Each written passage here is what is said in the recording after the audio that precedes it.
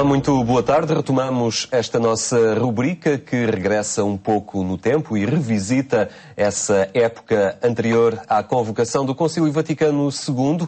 Connosco temos desta vez a doutora Emília Nadal, pintora, artista plástica. Agradeço o facto de estar na nossa companhia. O que eu lhe perguntava é que recorda daqueles tempos, da sua juventude, do seu percurso académico, que se situavam temporalmente nos tempos que antecederam o surgimento, a convocação do Concílio Vaticano II. Já os jovens, nessa altura, pressentiam e sentiam também esta necessidade de algum arejamento, de alguma mudança na Igreja. Como é que viveu esses tempos no seu percurso formativo, no seu percurso de juventude? Eu queria começar por dizer que eu realmente sempre vivi num meio muito plural. O meu pai sendo catalão, espanhol, e a minha família materna portuguesa. O meu pai, embora sendo catalão, viveu muito tempo nos Estados Unidos também, em contacto com comunidades protestantes. Portanto, ele era uma pessoa profundamente ecuménica. Posso dizer que na minha família havia de tudo, os cristãos praticantes, os não praticantes, ateus inclusivamente, mas todos com uma estrutura cristã muito sólida.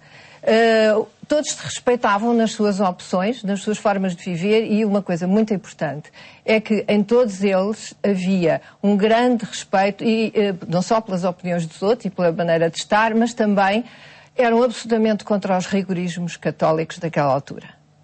E isso marcou muito a minha própria visão do mundo também. E, portanto, quando saí para fora da família, digamos assim, e entrei no mundo universitário, eu deparei-me com pessoas vindas de meios muito diferentes, umas habituadas a meios também muito mais rigoristas. Encontrei uma igreja que, no fundo, não conhecia, não era aquela com a qual eu me familiar e seletiva com a qual a que eu estava habituada, e devo dizer que o meu pai ficou algo aflito e não gostou da minha entrada na JUC, porque temeu exatamente, atendendo à realidade portuguesa e eclesial daquela altura, porque não se pode separar uma coisa da outra, que eu enverdasse exatamente por um espírito rigorista que ele, de facto, tinha muita dificuldade, achava que não era bom para mim. Vejo a esta distância que ele tinha toda a razão. E o facto de me ter deixado ir para a Escola de Belas Artes assim o demonstra, nos anos 50, no princípios, meados dos anos 50. Aí encontrei a JUC. Exato. Mas naquela altura discutia-se muito religião, eu acho que é importante ser isso. E então, aquilo que eu fui confrontada foi entre a fé recebida em casa, enfim, que não me sobre a qual não me interrogava por aí além, e perante posições muito definidas e muito firmes e procuras muito intensas. E a certa altura eu percebi que aquilo que eu precisava de encontrar era um sentido para a vida. E um sentido para a vida que ou era dentro de uma questão ideológica, era sobretudo a ideologia que se discutia muito abertamente, ou era uma ideologia materialista, ou uma ideologia na fé em Deus. Esse foi o primeiro ponto e, portanto, eu investiguei, digamos assim, então comecei a ser contactada e a contactar a JUC nessa procura. Agora, a minha encontro com Jesus Cristo foi através da Bíblia. E a Bíblia era mal vista naquela altura. Isso sim, não havia tradição do estudo, dos grupos bíblicos, não havia. Já estavam a começar, havia um movimento de renovação bíblica, mas com pouca expressividade em Portugal. Nunca ouvi falar. Eu lembro-me de ter ido para um retiro da JUC, onde se falava ainda no inferno e nessas coisas todas, que realmente assustavam imensas pessoas e com atitude, não dos dirigentes da JUC, atendido. Aí eu quero, de facto, dizer, mas entre as próprias pessoas, havia uma grande diferença entre a JUC de Belas Artes e a JUC das outras universidades. Por isso é que a diversidade, para mim, sempre foi qualquer coisa muito importante e não posso afirmar nunca nada em termos definitivos, porque uma coisa eram umas comunidades, outra coisa eram outras. Mas o meu encontro com Jesus Cristo devo, de facto, à Palavra de Deus na Bíblia, que o meu pai me deu uma Bíblia quando eu tinha 15 anos e que levantou grandes suspeitas num retiro da JUC, e a uma colega evangélica com quem eu discutia. Nós discutíamos ambas a Bíblia, discutíamos ambas as nossas respectivas igrejas, e a certa altura demos connosco a dizer, mas isto é um disparate. E encontramos ambas a pessoa de Jesus Cristo. foi maravilhoso. Eu tenho uma dívida enorme por termos feito este caminho conjunto. As duas sozinhas, sem qualquer apoio. E também os padres que realmente assistiam à JUC, que eram extraordinários e que moderavam todos esses extremos e onde já havia toda essa ânsia de uma nova mentalidade. Esta resistência ao estudo da Bíblia era por alguma desconfiança, de alguma forma, em relação ao trabalho, que já era feito com alguma profundidade por parte da tradição evangélica, nomeadamente, e protestante? Não, é que eu acho que no meio católico, pelo menos assim, entendia todos aqueles que me rodeavam e que viam de uma forma suspeita o meu amor pela Bíblia, era que a Bíblia era sinónimo de protestantismo.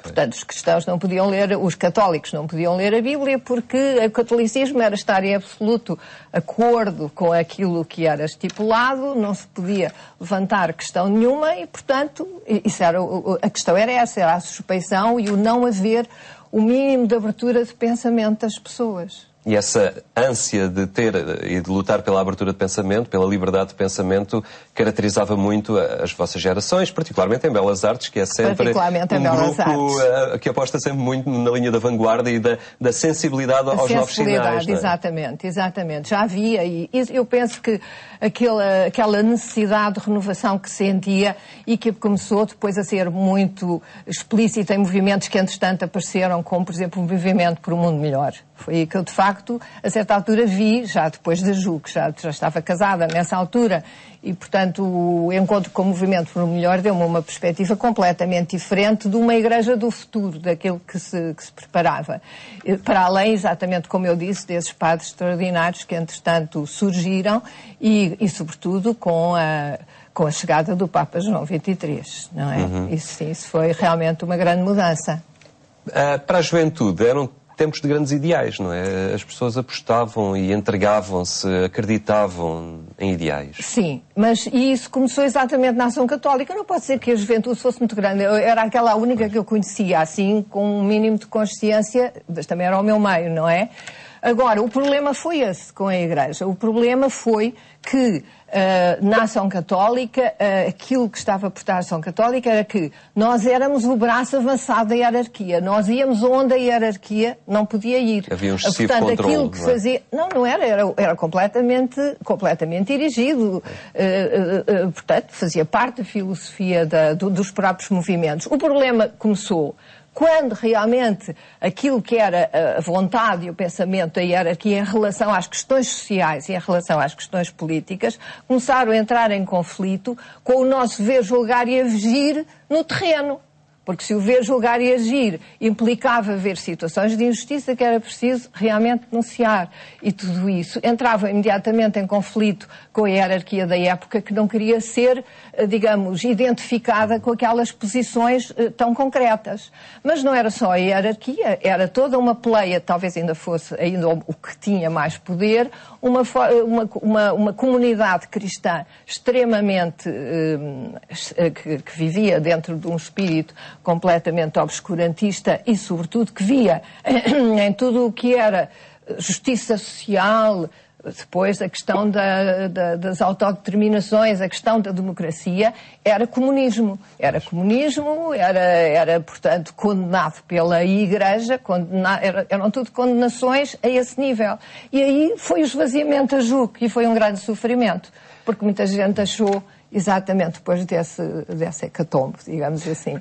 Elementos que faziam reunir as condições necessárias para depois a convocação do concílio tão esperado e tão desejado por tantos. Obrigado por teres estado connosco nesta rubrica em que tentamos visitar os tempos e perceber de que forma se aguardava e se ansiava por esta oportunidade de renovação na Igreja Católica. Uma muito boa tarde. Nós regressamos na próxima semana.